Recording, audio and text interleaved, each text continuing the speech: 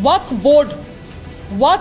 Bill में जो संशोधन लाया गया है, ये शुरुआत है पूरे देश भर के 27% आबादी और उनके आस्था के ऊपर ये एक बहुत बड़ा आक्रमण है। आज ये मुसलमान समाज से शुरुआत की गई है, मगर इसका अंत कहाँ होगा? आज मुसलमान समाज है, कल अल्पसंख्यक के बौद्ध समाज होंगे, सिख समाज होंगे, सरना समाज होंगे, ईसाई समाज होंगे।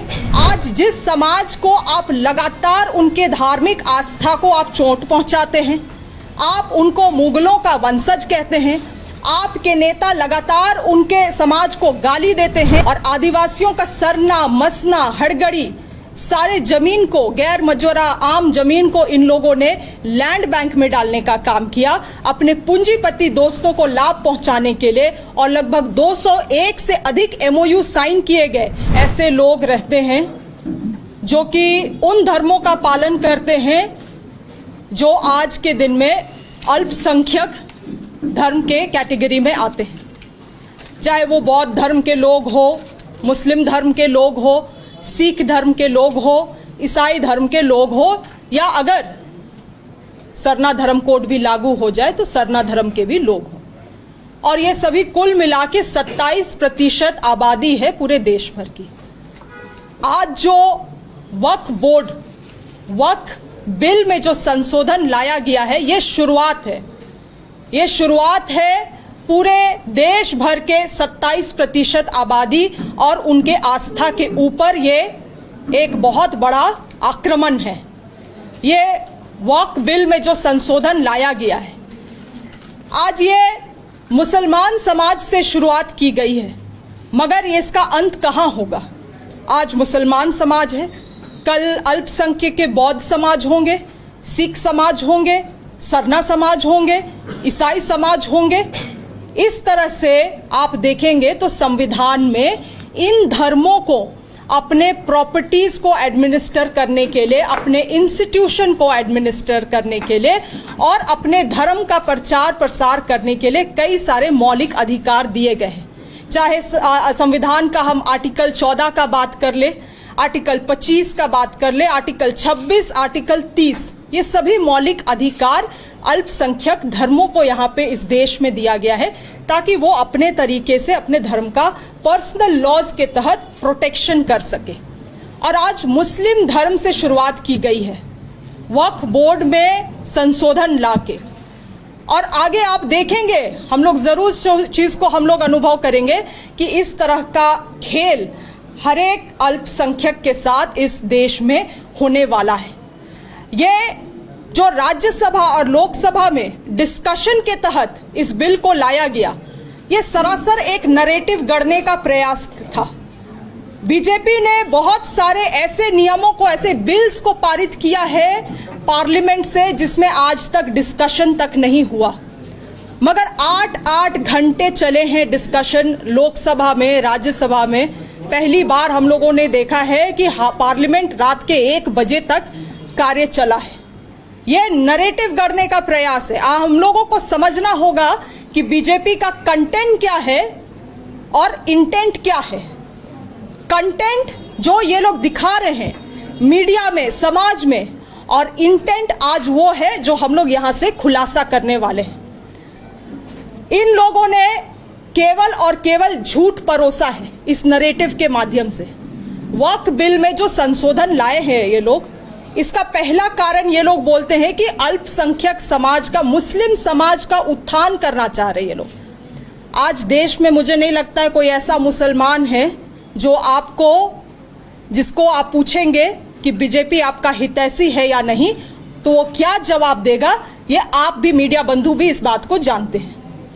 आज जिस समाज को आप लगातार उनके धार्मिक आस्था को आप चोट पहुंचाते हैं, आप उनको मुगलों का वंशज कहते हैं, आपके नेता लगातार उनके समाज को गाली देते हैं अपने राजनीतिक ध्रुवीकरण करने के लिए, वैसे लोग कह रहे हैं कि हम लोग मुस्लिम समाज का भलाई चाहते हैं। ये केवल और केवल नैरेटिव है, इसके पीछे असलियत यही है। और 8 घंटा चर्चा करने के पीछे कारण यही है कि ये दिखलाना चाहते हैं कि ये देश अल्पसंख्यकों का नहीं है, वो 27% आबादी का नहीं है ये देश। यहाँ पर्सनल लॉज आपका नहीं चलेगा, पर्सनल लॉज अल्पसंख्यकों का, माइनॉरिटीज का यहाँ नहीं चलेगा। यहाँ बीजेपी नियम कानून बनाएगी। अगर आपको नियम कानून, उस नियम कानून के तहत रहना है तो रहे, अन्यथा इस देश को छोड़े। पहला नरेटिव इन्होंने गढ़ने का काम किया है झूठ के सहारे। दूसरा चीज इन्होंने कहा कि महिलाओं को, मुस्लिम महिलाओं को हम लोग प्रतिनिधित्वता देना चाहते हैं। मैं पूछती हूं बीजेपी के लोगों से, आपके कितने सांसद हैं जो मुसलमान हैं, चाहे वो राज्यसभा में हो या आपके लोकसभा में हो? आपके विधानसभा में कितनी महिला विधायक बैठी हुई हैं जो मुस्लिम धर्म से आती हैं? आप इन्हीं मुस्लिम महिलाओं को हमेशा नीचा दिखाने का काम करते हैं और आज आप उनकी प्रतिनिधित्वता का बात कर रहे हैं। अगर यही प्रतिनिधित्वता आप देना चाहते हैं तो बीजेपी के लोग घोषणा करें कि अभी बिहार का चुनाव आने वाला है, लगभग 50% वो लोग महिलाओं के लिए सीट का रिजर्वेशन का बात करते हैं, उसमें से कम 10 से 15% ही मुस्लिम महिलाओं को सीट दे दिया जाए, अगर इतने ही मुस्लिम महिलाओं के हितैषी है। तीसरा झूठ इन्होंने गढ़ने का काम किया है ये कहते हुए कि वक्फ में जो संशोधन किया गया है वो आदिवासियों की जमीन का संरक्षण करेगा। ये जो बीजेपी के लोग आदिवासियों का और आदिवासियों के जमीन के हितैषी बनते हैं, 2014 में जब झारखंड में इनकी सरकार थी और ये लोग जब लैंड बैंक बना रहे थे और आदिवासियों का सरना, मसना, हड़गड़ी सारे जमीन को, गैर मजूरा आम जमीन को इन लोगों ने लैंड बैंक में डालने का काम किया अपने पूंजीपति दोस्तों को लाभ पहुंचाने के लिए। और लगभग 201 से अधिक MOU साइन किए गए इन पूंजीपतियों दोस्तों के साथ यहाँ पे आदिवासियों का पारंपरिक जमीन को बेचने के लिए।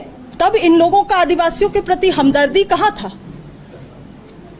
विधानसभा में इनकी सरकार थी, झारखंड में विधानसभा में मात्र 3 मिनट के अंतर्गत CNT SPT कानून, जो इस राज्य के आदिवासियों का सबसे बड़ा भूमि संरक्षण कानून है, उसको बदलने का इन्होंने कोशिश किया।